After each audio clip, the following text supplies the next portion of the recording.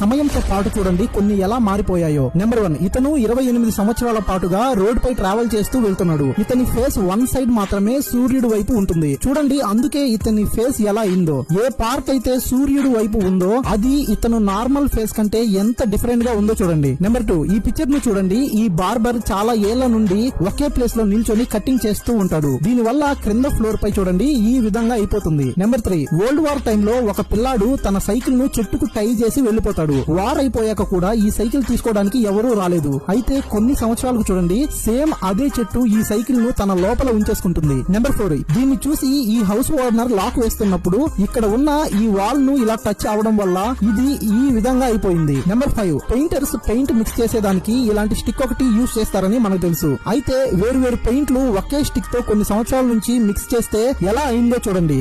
Paint యొక్క layers ఎలా ఉన్నాయో అండ్ మధ్యలో స్టిక్ ఎంత చిన్నగా ఉందో చూడండి.